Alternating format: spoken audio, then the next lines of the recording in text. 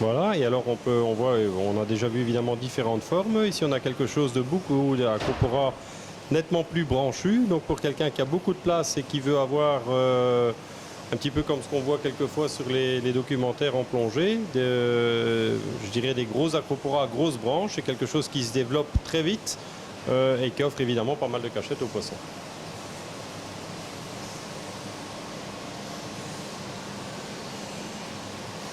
On peut peut-être finir les Acropora. Voilà, alors ici on a encore évidemment quelques Acropora, différentes formes, tout ça. Je ne vais pas montrer pièce par pièce pour montrer chaque fois toutes les variétés, tous les noms. Je pense que ça ne va pas beaucoup aider les gens qui regarderont.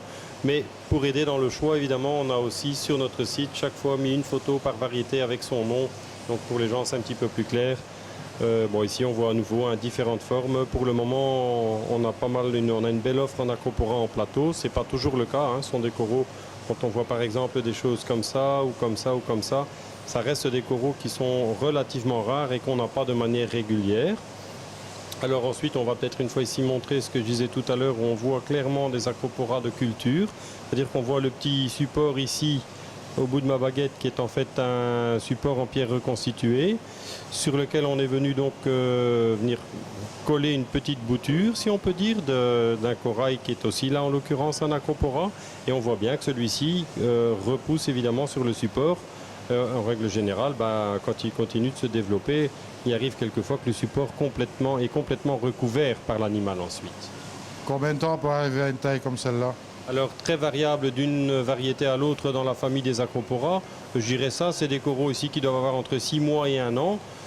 Certaines variétés comme le Millepora dont on parlait tout à l'heure, ça va plus vite. D'autres, à grosses branches comme celui qu'on a là, ça prend évidemment plus de temps.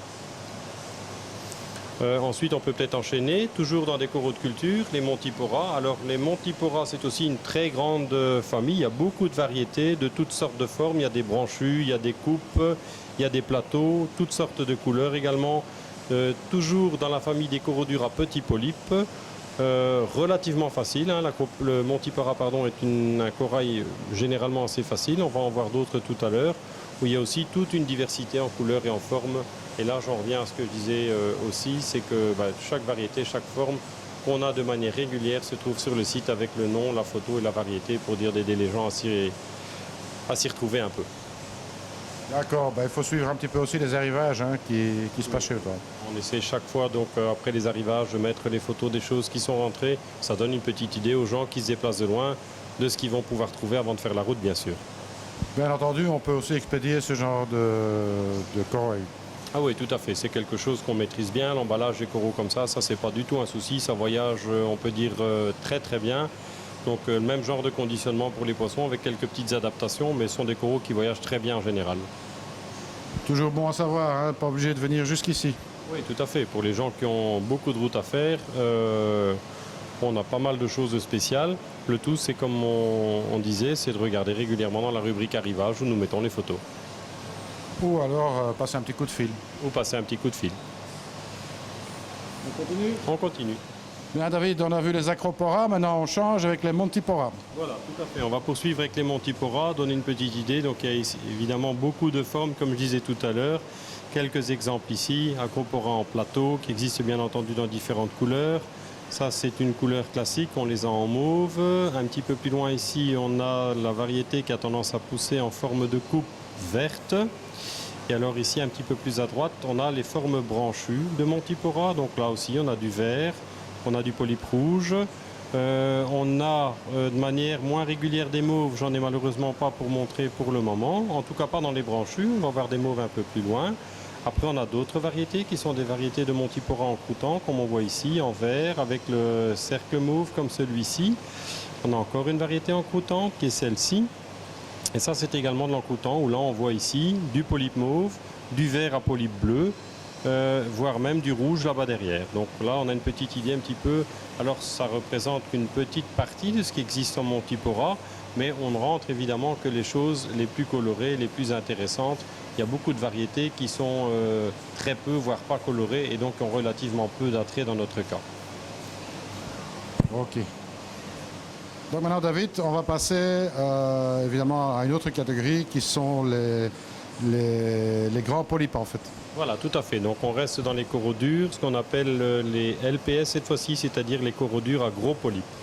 Alors, on va en montrer quelques-uns. On ne saura évidemment pas tous les montrer, mais les plus courants et les plus, je dirais, les plus demandés et aussi les plus régulièrement trouvés sur le marché. On va commencer par ce qu'on appelle le corail marteau, c'est-à-dire le Philia ancora. Une belle variété qui a des longs polypes.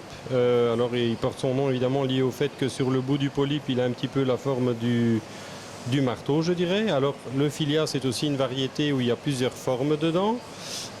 Certains ressemblent aussi très fort à des anémones lorsqu'ils sont ouverts. Sans connaître la différence, c'est quelquefois difficile de la faire.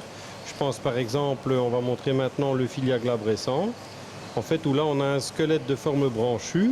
Et à l'extrémité de chaque branche, on a, on peut dire, un ensemble, une tête, si on peut l'appeler comme ça, avec des polypes. Alors ça existe en couleur verte, on a quelquefois un petit peu en couleur un peu orangée, voire un peu jaunâtre. Donc il existe d'autres euphilia qu'on a de manière moins régulière, mais là aussi on le met au fur et à mesure quand on en a sur le site, bien entendu, avec les photos. Alors ensuite on va passer ici sur ce qu'on appelle du turbinaria. Alors turbinaria, il y en existe aussi différentes formes. Ici on a du turbinaria peltata, où là on voit bien à chaque fois les petits polypes. Donc si je touche, on va voir que les polypes se referment. Voilà, vous voyez. Donc là aussi, c'est un corail qui est en partie photosynthétique, mais comme beaucoup de coraux, comme on l'a déjà dit à plusieurs reprises, qui aiment quand même relativement bien être nourris. Vous donnez des choses comme des nauplies d'artémia, du zooplancton, tout ça, on voit évidemment tout de suite lorsqu'on donne ce genre de choses. D'abord, les polypes sont très réactifs d'une part, et alors ça a un effet direct sur la vitesse de développement du corail sans aucun doute. Donc ça, c'était pour le turbinaria peltata. Maintenant, on va montrer une autre forme qui est ici, le turbinaria mesenterina. Donc c'est toujours en forme un petit peu de cratère ou de coupe, si je puis dire.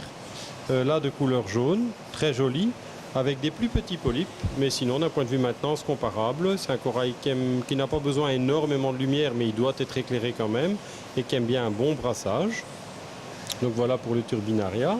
Ensuite on va passer sur la famille qu'on appelle Favia favit, donc qui sont aussi des coraux où on voit évidemment il existe différentes formes.